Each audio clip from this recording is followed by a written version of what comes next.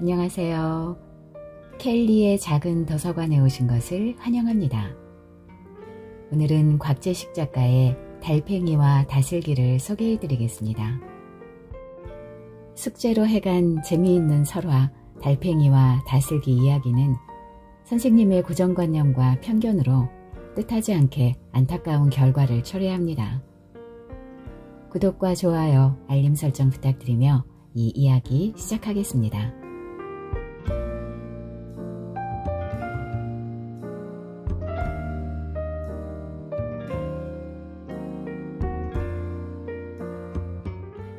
내가 초등학교 4학년 때의 일이다.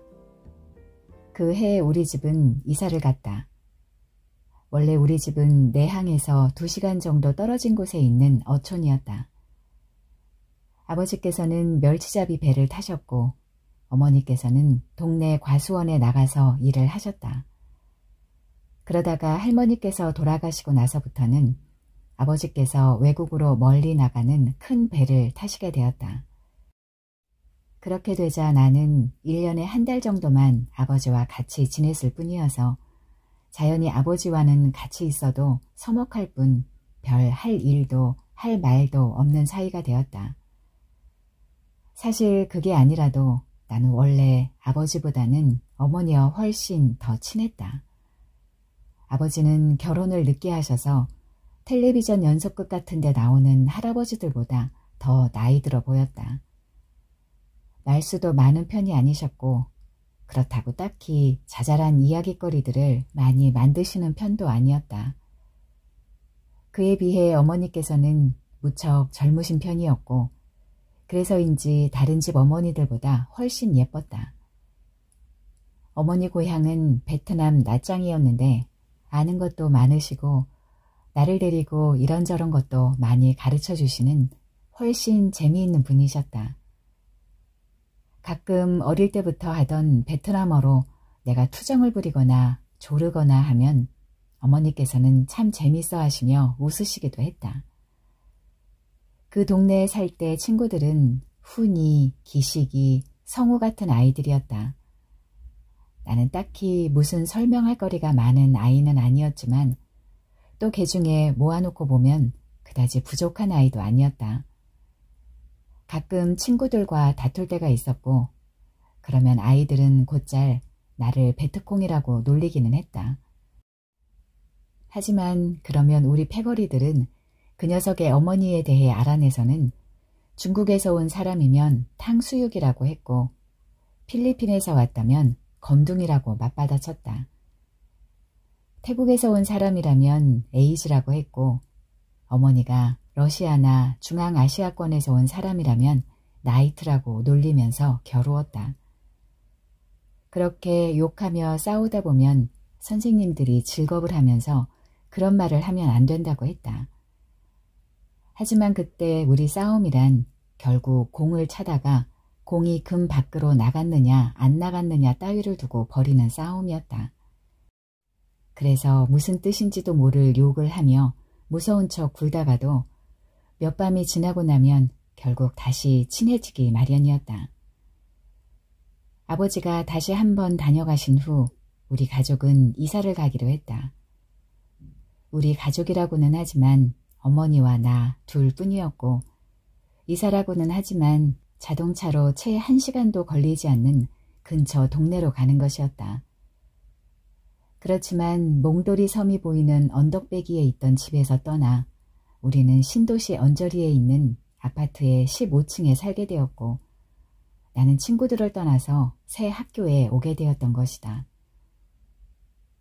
여기 엘리베이터 문이 열리면 열린다고 아무 생각 없이 그냥 타면 안 돼.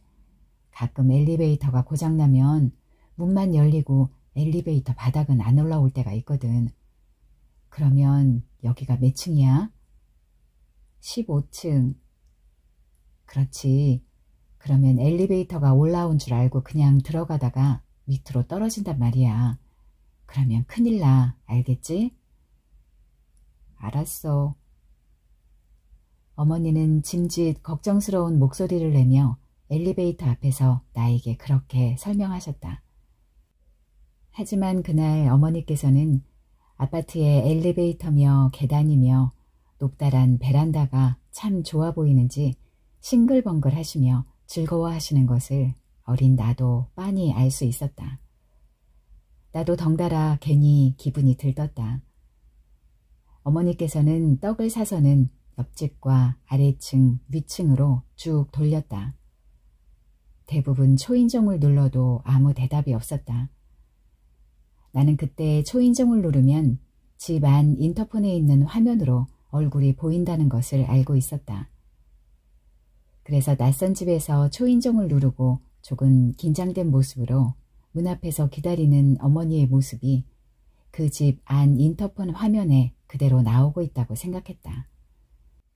집 안에 있던 사람은 낯선 사람의 얼굴이 화면에 비치니 그 화면 속의 어머니를 조용히 쳐다보면서도 아무도 없는 척 가만히 있었을 것이다. 어머니는 속으로 안녕하세요. 이번에 1503호에 이사 온 하는 인사말을 연습하고 있는 것 같았다. 필시 현관문 안쪽에서는 잡상인이 아니면 종교단체에서 온 것이란 생각에 귀찮아서 아무도 없는 채 하고 있을 것이다.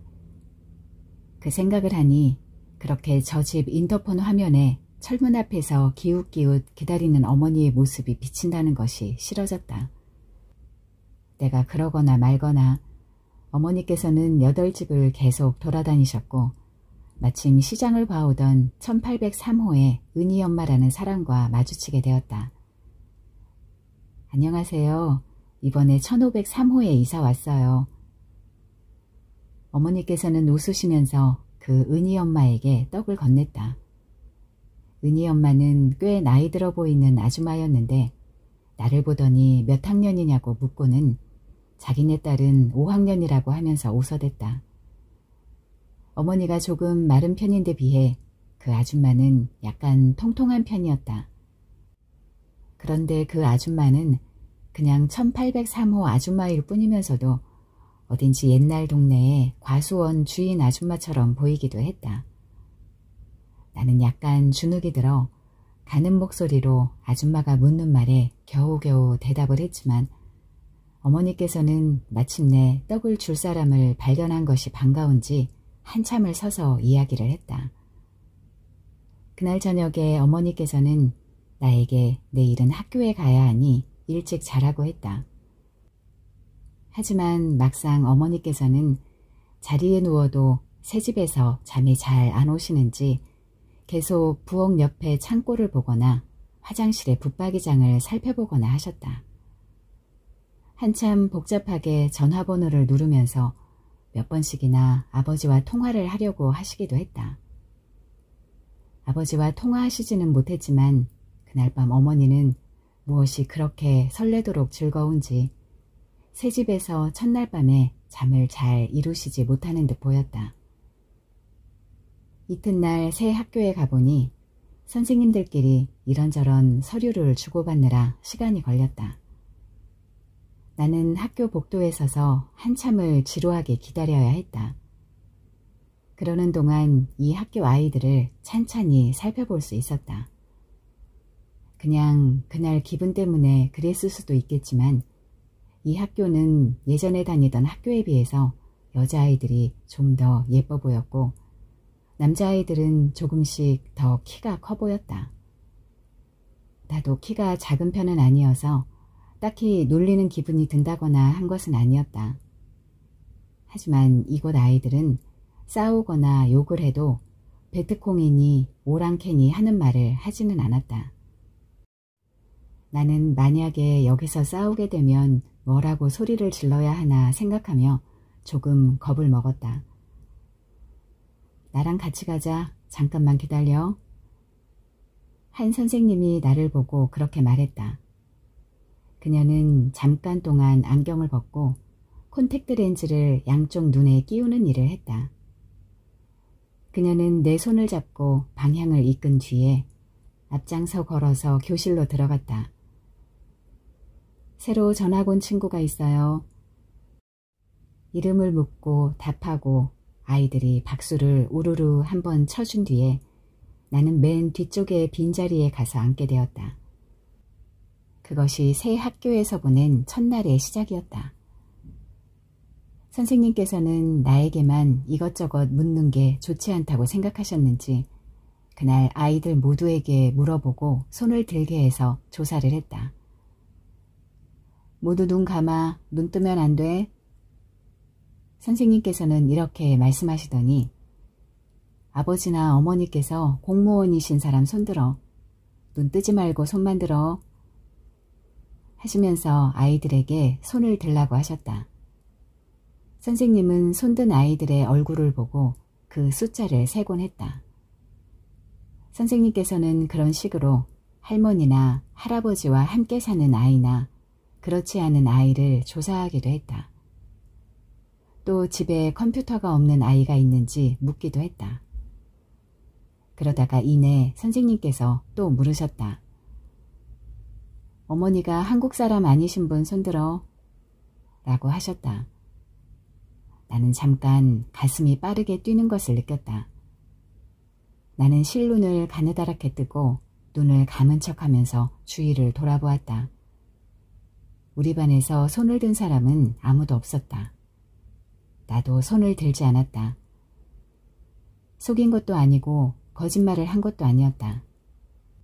선생님 질문대로라면 나는 손을 들지 않는 게 맞았다.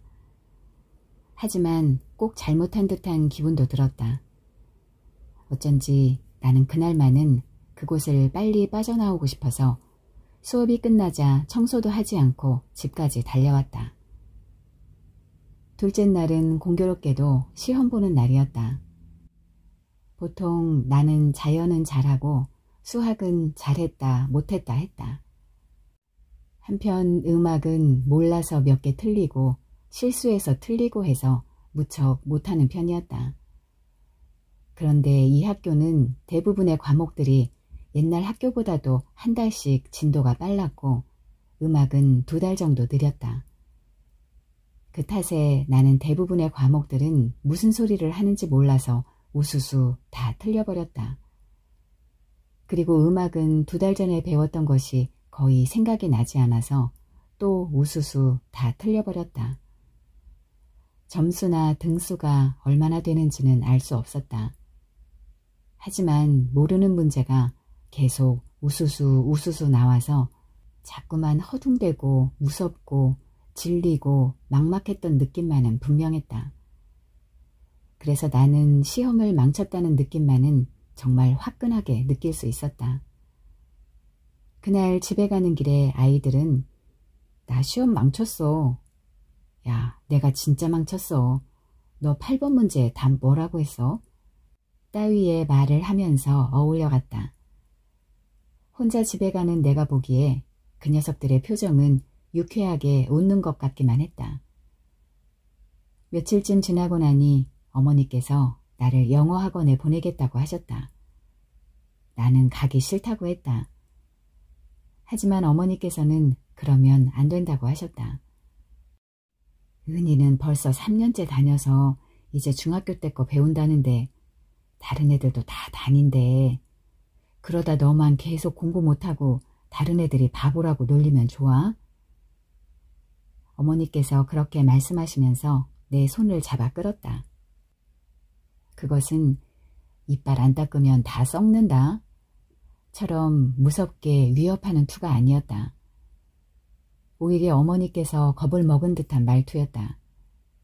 그러니 어쩐지 나까지 무서워져서 따라 나서게 되었다. 그러면서도 마음속 한켠에는 더 가기 싫다는 생각도 들었다. 저희는 커리가 사실 상당히 프랙티컬하거든요. 보통 이런 학원들이 그냥 아무 케어 없이 그냥 컨버세이션 클래스만 계속하고 머티리얼 북클립만 볼륨 1, 볼륨 2 넘어가는 걸로 진도 나갔다고 좋아하는데요. 어머니 저희는 그렇지 않아요. 나는 학원 디렉터가 설명하는 그 말을 처음 들으면서 커리가 커리큘럼을 말하는 것이 아니라 인도 음식을 말하는 줄 알았다. 어머니, 저희 아카데미 커리는요.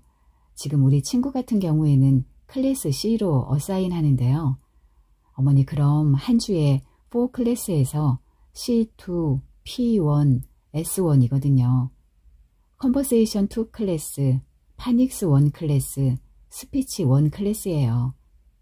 어머니 사실 컨버세이션 하면서 스피치하고 파닉스까지 진행하는 게 지금 우리 친구 나이 또래에는 효과가 굉장히 좋거든요. 한참을 설명을 듣고 나서는 어머니께서 몇 가지 물으시고 끝으로 작은 목소리로 또 물으셨다. 그럼 회비는 한 달에 얼마나 되지요? 저희는 먼슬리는 없고요. 1년하고 2년이거든요. 그래서 2년에 교재비 합해서 1000만 원이고요. 1년에 교재비 빼고 500만 원입니다. 굳이 먼스 바이 먼스로 계산을 하면 한 달에 40만 원 꼴이에요. 사실 1년 회비로 보면 가격은 다른 데하고 비교하면 좀 있는데요. 교재비 합해서 2년으로 보시면 저희가 꼭 하이 프라이스로 가는 것만도 아니에요. 어머니는 조금 놀라는 빛이 있으셨다. 그러더니 몇 마디 더 이야기를 하고는 나와 함께 그곳에서 나왔다. 나는 어머니께서 좀 땀을 흘리고 한숨을 쉬시는 것도 보았다.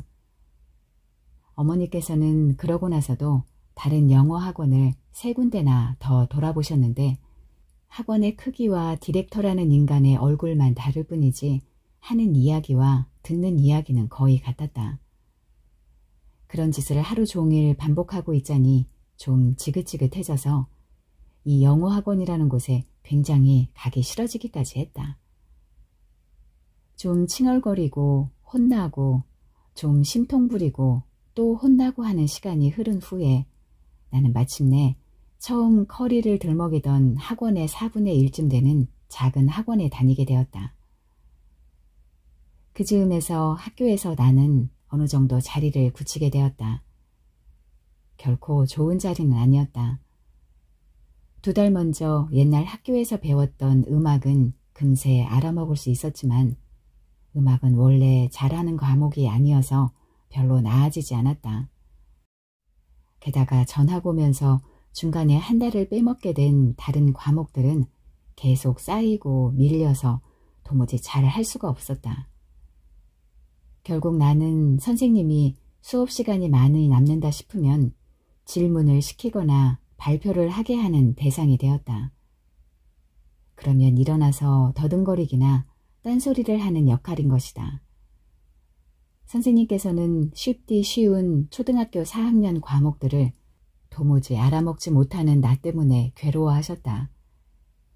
그리고 꾸중하고 다시 가르치시는데 그러면 꽤 시간이 많이 남아도 훌쩍 지나가는 것이었다.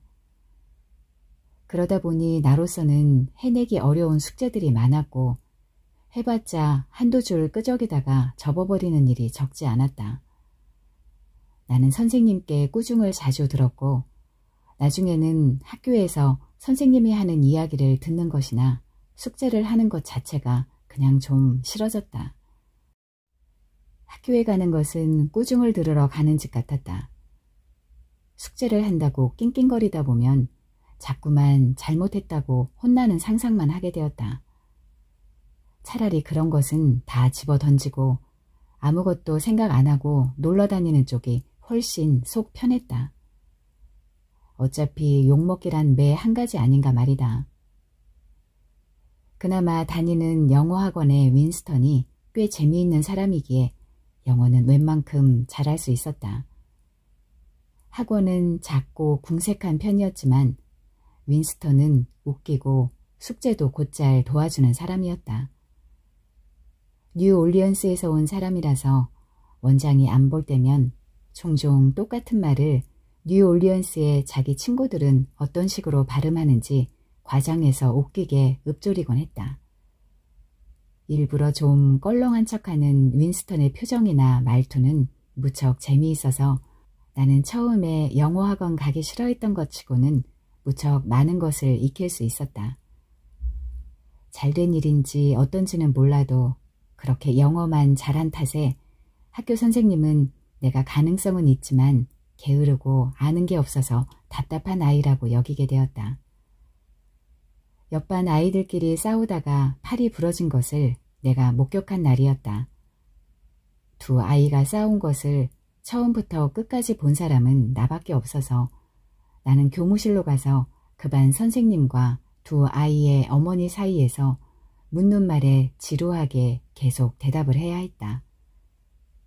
세 사람은 서로서로 마구 다퉜고 거기에 성난 채 씩씩거리는 두 아이까지 섞여 있으니 나는 어떤 식으로 뭘 말해야 할지 당혹스러워서 사실 두 눈으로 본 것도 잘 답할 수가 없었다. 야, 네가 봤다며? 봤다며 이야기해봐. 본대로 이야기해봐. 그렇게 소리 지르는 세 어른과 두 아이 사이에 끼어 있는 것은 무척 울적한 일이었다. 나는 내가 혼나고 있는 듯한 기분이라서 괜히 더더욱 말을 잘 못했다.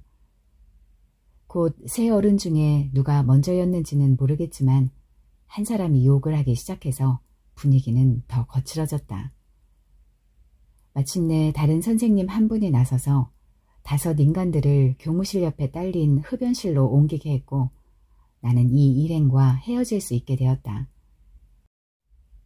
교실로 다시 돌아가 보니 이미 담임선생님은 왔다 가시고 아이들끼리 청소를 하는 중이었다. 나는 내 앞자리에 앉은 은영이에게 물었다. 다 끝났어? 청소당번 아닌 사람은 가도 되지? 너 지난번에 숙제 안 해서 오늘 청소당번 아니야? 맞는데. 그렇게 대답하고 나니 청소하는 신용이라도 좀 내야 할 것 같았다. 은영이가 다시 말했다. 너 오늘 숙제는 알아? 뭔데? 영어야? 영어 아닌데 오늘 숙제 좀 많은데. 그러면서 은영이가 이야기하는 숙제란 다음과 같은 것이었다. 교과서에는 주몽이 알에서 깨어나서 도망가다가 거북이와 물고기를 만나 무사히 건너가고 어쩌고 하는 이야기가 실려있다. 이 이야기 같은 옛날 이야기를 할머니나 아버지에게 물어보고 이야기를 듣는다. 그리고 그 이야기 줄거리를 쓴다. 그리고 종이 2장을 뒷면에 붙이는데 하나는 자신이 쓴 이야기의 뜻과 교훈이고 다른 하나에는 이야기를 해준 할머니나 아버지에게 이야기의 뜻과 교훈을 써달라고 하라는 것이었다. 말하자면 주위 사람에게 귀찮게 부탁해서 이야기를 듣는 게 일이고 그 줄거리를 쓰는 것도 일이고 게다가 느낀 점과 교훈을 맞춰 쓴다는 것도 일인데다가 다른 사람에게도 내용을 받아오라는 것까지 합쳐진 숙제였다. 은영이 말대로 확실히 많다고 할 수 있는 내용이었다. 설명을 다 듣자마자 나는 이건 그냥 포기하고 하지 말아야겠다라고 결심했다. 청소를 마치고 집에 가보니 역시 어머니는 계시지 않았다. 어머니께서는 이곳으로 이사 온 지 얼마 지나지 않아서부터 근처의 휴대전화 공장에 나가고 계셨다. 보통 점심과 저녁 때 먹을 밥을 차려두고 가셨는데 일주일의 절반 정도는 일찍 오셔서 저녁은 새로 만들어주시곤 하셨다. 오늘도 식탁 위에 덮어둔 보자기를 치워보니 어제 먹었던 것과 비슷한 밥과 반찬이 보였다. 어머니께서는 항상 숙제 먼저 하고 그 다음에 놀라고 하셨다. 하지만 나는 그 말대로 한 적은 한 번도 없는 것 같았다. 나는 일단 어머니가 안 계시니 집에서 좀 놀다가 저녁 때쯤 되면 밖으로 나가야겠다고 생각했다. 아파트 단지에서 나가서 10분 정도 내려가면 논밭이 있고 논밭에 물을 대는 물길 옆에 작은 개천이 흐른다. 계절이 초여름이라서 그런지 이 개천에서 송사리떼가 자주 눈에 띄었다. 나는 그놈들을 잡으리라 벼르고 있었다.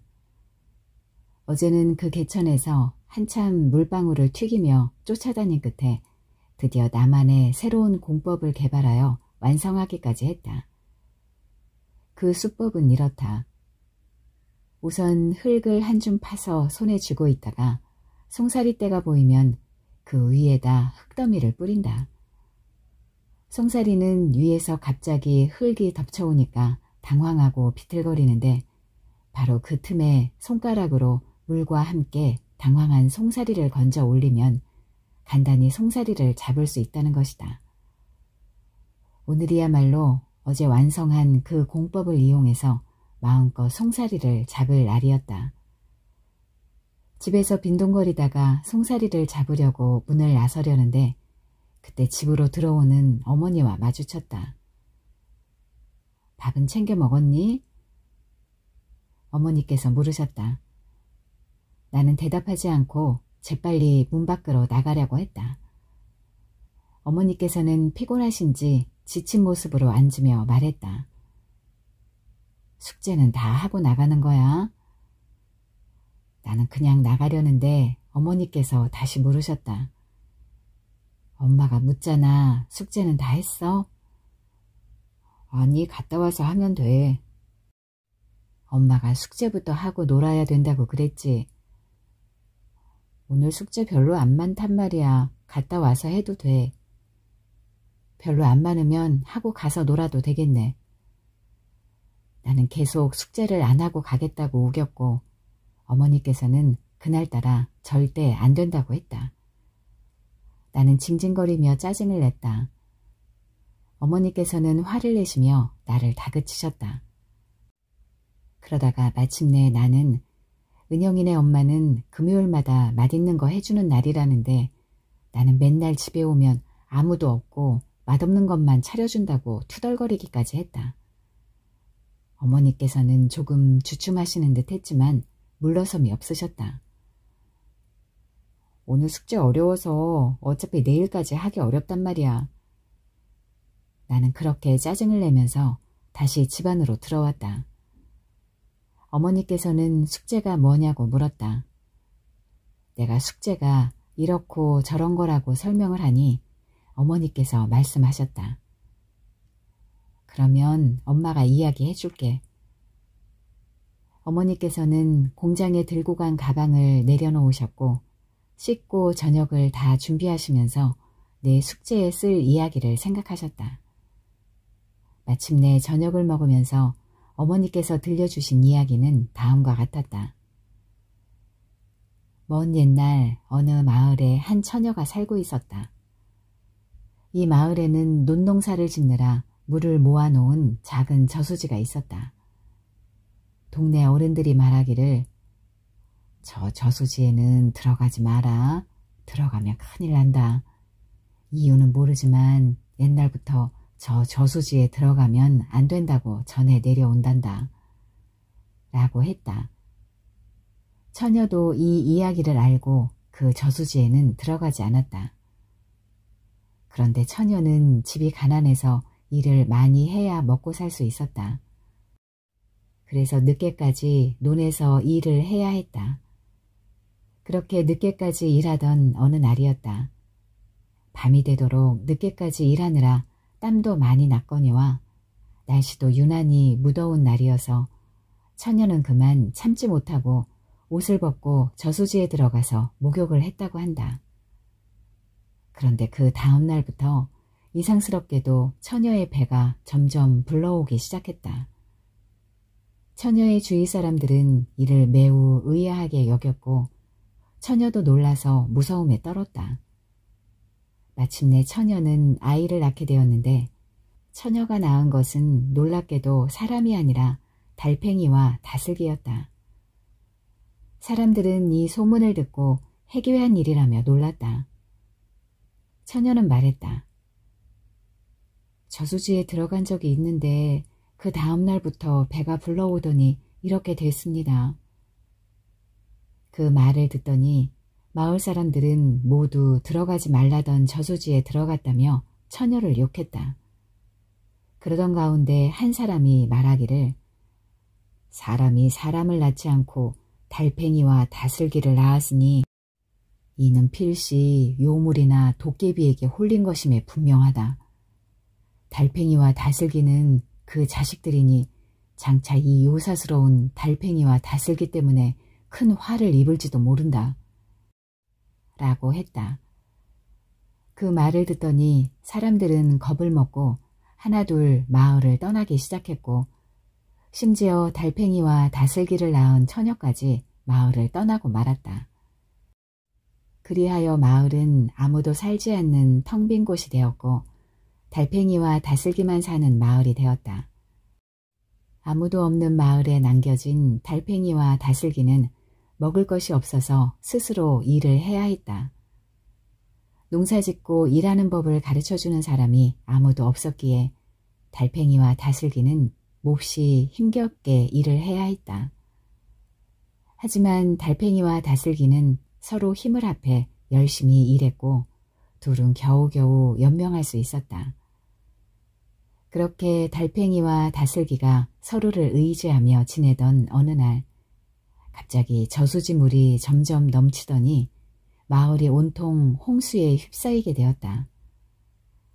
달팽이는 나무 꼭대기 위로 올라가 물을 피했고 다슬기는 땅바닥 및 깊숙한 곳으로 들어가서 물에 휩쓸려가는 것을 피했다. 한참을 홍수물이 휘몰아치다가 다슬기가 있던 곳부터 먼저 물이 빠지니 물이 빠져나가면서 다슬기 껍데기까지 같이 휩쓸려 나가고 말았다. 그랬더니 놀랍게도 다슬기는 완연한 사람의 모습이 되었다. 다슬기는 자신의 모습에 신기해하며 길을 지나다 달팽이를 보았다. 그러자 사람 모습을 한 다슬기를 보고는 달팽이가 물었다. 이보시오, 내 형제 다슬기를 못 보셨소? 그 말을 듣고 다슬기가 달팽이에게 답했다. 나를 못 알아보겠소? 내가 바로 다슬기라오. 달팽이는 깜짝 놀랐다. 달팽이가 물이 빠질 때까지 나뭇가지 끝에 매달려 있는 동안 다슬기는 홍수가 휩쓸고 간 자리를 부지런히 추슬렀다. 그리고 그동안 달팽이 목까지 열심히 일했다. 마침내 달팽이가 있던 곳도 물이 빠져서 달팽이도 나뭇가지 끝에서 내려오게 되었다. 그런데 너무 오래 나무에 거꾸로 매달려 있었기에 무게를 이기지 못하고 그만 달팽이의 등 껍데기가 쑥 빠져서 땅에 떨어져 버렸다. 그렇게 해서 껍데기가 벗겨지자 놀랍게도 달팽이 역시 완연한 사람의 모습이 되었다. 달팽이가 자기 목까지 열심히 일을 해주고 있는 다슬기에게 달려가자 다슬기가 그를 보고 물었다. 이보시오, 내 형제 달팽이를 못 보셨소? 그 말을 듣고 달팽이가 다슬기에게 답하였다. 나를 못 알아보겠소? 내가 바로 달팽이라오. 다슬기는 깜짝 놀랐다. 거추장스러운 껍데기를 벗어던진 두 사람은 그 전보다 더 열심히 일했다. 일하면서 보니 그렇게 홍수가 나면서 비옥하고 기름진 흙이 마을에 온통 떠밀려와 쌓여 있었다. 마을의 땅에서는 전에 없이 많은 벼가 쑥쑥 튼튼하게 자랐고 마침내 달팽이와 다슬기는 대단한 풍년을 맞았다. 둘이서 다 먹지도 못할 만큼 많은 쌀을 거둔 달팽이와 다슬기는 쌀을 내다 팔기 위해 장터로 나왔다. 그런데 두 사람이 사는 마을 외에 다른 마을은 모두 극심한 흉년이 들어 다들 굶주리고 있었다. 그래서 거짓대가 많았는데 그 중에서 한 여자가 구걸을 하였다. 달팽이와 다슬기는 양식이 넉넉했으므로 그 여자에게 풍족하게 쌀을 주었다. 그러자 그 여자가 말했다. 네, 지난날 달팽이와 다슬기를 낳았는데 그 모습이 부끄러워 그만 달팽이와 다슬기를 버리고 도망치고 말았소. 그래서 하늘이 내린 벌을 받아 오늘날 이렇게 거지꼴이 되었나보. 그 여자는 달팽이와 다슬기를 낳은 처녀였던 것이다. 그 이야기를 들은 달팽이와 다슬기는 그 여자를 부여잡으며 말했다. 어머니, 내가 달팽이요. 어머니, 내가 다슬기요. 그 여자는 그리하여 달팽이와 다슬기가 이끄는 대로 옛날 살던 집에 가보았다. 그랬더니 그곳에는 곳간이 차고 넘칠 만큼 많은 양식이 있었다. 옛날 마을 사람들이 모두 굶주리고 있다는 소식을 들은 달팽이와 다슬기는 다른 마을 사람들까지 다 불러 모았다.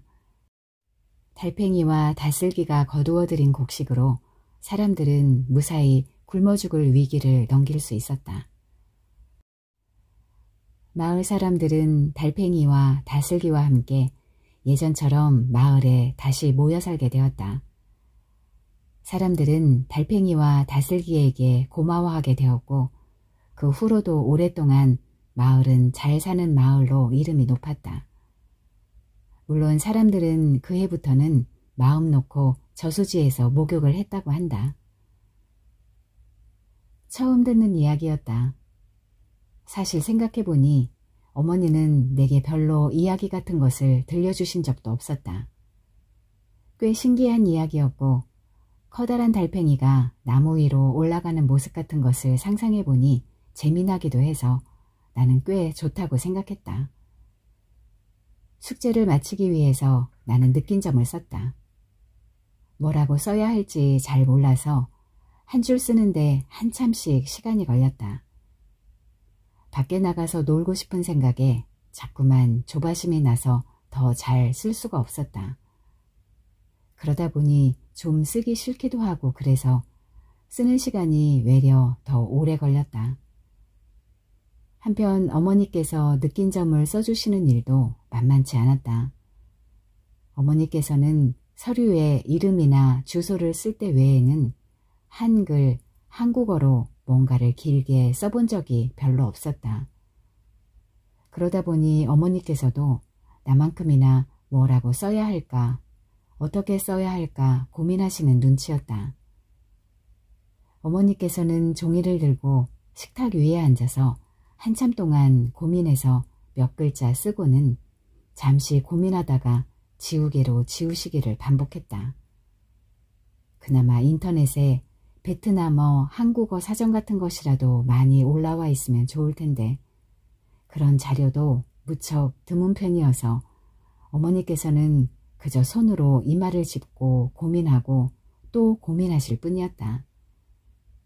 그러는 사이에 시간은 흐르고 흘러서 영어학원 갈 시간이 되고야 말았다. 간신히 내가 느낀 점을 다 쓰고 나니 놀 시간이라고는 하나도 없어진 것이었다. 나는 짜증이 나서 화를 버럭 냈다. 이게 뭐야, 하루 종일 이거 한다고 시간 다 갔잖아. 하나도 못 놀고 또 학원 가야 돼? 엄마 때문에 이게 뭐야. 내 투덜거림에도 어머니께서는 아무 흔들림 없이 말씀하셨다. 숙제 다 하고 나가 놀기로 했었잖아. 오늘 못 놀면 내일 놀면 되지. 사실 똑바로 따져보면 전혀 어머니를 탓할 일만도 아니었지만 나는 왠지 억울해서 계속 어머니께 투덜투덜거리면서 집을 나섰다. 영어학원에서는 윈스턴이 자기가 좋아하는 재즈 음악을 소개해줘서 같이 노래를 불렀다. 그러다 보니 처음에 뾰로통해 있던 내 표정은 금세 사라졌고 시간은 잘만 지나갔다. 집으로 돌아오니 어머니께서는 아직도 내 숙제를 붙잡고 계셨다. 숙제를 붙잡고 계셨을 뿐만 아니라 은희 엄마를 불러다 놓고 한마디 한마디 한 문장 한 문장 계속 물어보고 계셨다. 어머니께서는 내 숙제를 잘 해주기 위해 오후 내내 수백 번도 더 고쳐쓰고 말을 다듬었던 것이다. 은희 엄마까지도 그렇게 정성을 다하는 어머니가 꽤 가상해 보였는지 무척 귀찮을 텐데도 끝도 없는 어머니의 질문을 다 받아주셨다. 밤 시간이 되어서야 어머니께서는 겨우겨우 내 숙제에 들어가는 이야기를 해주신 웃어른이 느낀 점을 다 완성하실 수 있었다. 어머니께서는 잠옷 자신 있어 하시며 숙제를 나에게 돌려주셨다. 그것을 받아들고 나니 오랜만에 남들만큼 두툼하고 딱딱 답에 들어맞는 숙제를 해냈다는 생각에 좀 뿌듯하기까지 했다. 친구들 앞에서 읽게 되면 잘 읽을 수 있게 자기 전에 한번 다 읽어보고 자는 게 좋지 않을까? 어머니께서는 그렇게 말씀하셨다. 나는 겉으로는 그때까지도 어머니 때문에 오후에 놀러 나가지 못해서 화난 상태였기 때문에 대답을 하지 않고 불만 있는 듯한 표정으로 내 방에 들어갔다. 하지만 잘 때쯤 되니 과연 어머니 말씀이 맞는 것 같았다. 안 그래도 의리에 숙제 안 해오는 아이라고 생각해서 내가 발표를 할 때가 되면 아이들은 한심하게 여길 것이었다. 그런데 더듬거리면서 제대로 읽지도 못하고 무슨 말인지 알기 어렵도록 웅얼웅얼 한다면 열심히 숙제를 잘 해놓고도 성의 없이 글자 수만 채운 것으로 들릴 것이다. 그러기에는 오랜만에 한 숙제가 무척 아까웠다. 그래서 나는 자기 전에 2번, 3번 계속 내가 쓴 것과 어머니께서 써주신 것을 읽어보았다. 다음날 아침에 선생님께서는 숙제를 걷어가셨다. 그리고 3번째 시간에 검사한 숙제를 아이들에게 하나둘 돌려주셨다. 아이들은 자기 숙제를 받고 나면 발표를 하게 되어 있었다. 이야기를 먼저 읽고 자기가 느낀 점과 어머니가 느낀 점을 차례로 읽으며 발표했다. 선생님께서는 그날 별로 기분이 안 좋으신지 평소보다 낮은 목소리로 아이들 이름을 불렀다. 박은영. 그러다 이름 부른 아이가 대답을 빨리 하지 않으면 도리어 갑자기 평소보다 6배는 크게 소리를 질렀다. 박은영, 선생님이 부르는데 대답 안 하니? 아이가 대답하고 뛰어나가면 선생님께서는 기분 나빠하시며 말씀하셨다. 선생님은 앞에 나와서 너희들 숙제 하나하나 보면서 맞춰주고 신경 써주는데 너희들은 사람 말하는 거 듣지도 않고 너희들끼리 희죽희죽 웃고 있으면 되니? 사람 말귀를 못 알아듣니? 말 모르는 짐승이야? 보통 선생님께서는 숙제 안 해온 아이는 손바닥을 3대 때리셨는데 그날은 그 3대도 무척 아프게 때리시는 것 같았다. 아이들은 보통 흥부가 박타는 이야기나 콩쥐가 물 길어오는 이야기를 했다. 똑바로 이야기를 아는 사람이 없어서 이야기 내용은 저마다 조금씩 달랐다. 그렇지만 어쨌거나 대체로 그 2가지 중에 하나였다. 가끔 심청이 이야기를 하는 아이도 있었고 석상이 피눈물을 흘린다는 이야기를 하는 아이가 있긴 했다. 그러나 결국 대체로 보면 똑같은 이야기를 2번, 3번 계속 반복해서 듣는 일로 수업은 계속 진행되고 있었다. 아이가 이야기 줄거리와 느낀 점을 읽으면 선생님께서는 교육청에서 배포한 자료에 쓰여있는 해설을 보시고 그 이야기를 찾는다. 그리고 그 교육청 자료에 있는 글을 칠판에 몇 자 써주셨다. 보통 때 같으면 내 차례가 올 때쯤 되면 나는 숙제를 안 했다고 말하고 혼나는 것이 두려워 초조했을 것이다. 보통 나는 초조한 마음을 지우기 위해 일부러 옆에 앉은 아이와 애써 더 이야기를 하거나 괜히 책이나 공책 이곳저곳을 뒤적거리며 넘겨다보고 혹은 샤프나 연필을 분해하고 조립하면서 계속 딴짓을 했다. 그렇지만 오늘은 아니었다. 나는 숙제를 똑바로 해서 낸 상태였고 읽는 것도 잘할 수 있었다. 사실 나는 너무 똑같은 이야기를 많이 들어서 좀 지루했고 그래서 은근히 내 차례가 빨리 돌아오기를 바라기까지 했다. 내 차례가 되자 선생님께서는 내 이름을 부르셨다. 나는 나가서 숙제를 든 선생님 앞에 섰다. 선생님께서 말씀하셨다. 이런 이야기가 있니? 나는 그때 조금 어리둥절해서 선생님께서 무슨 말씀을 하시는 건지 알 수가 없었다. 선생님께서는 한번 픽 웃으시더니 아이들을 모두 보며 말씀하셨다. 이 이야기 한번 들어봐라. 옛날에 어떤 여자가 갑자기 임신을 했는데 낳아보니까 달팽이랑 다슬기였대.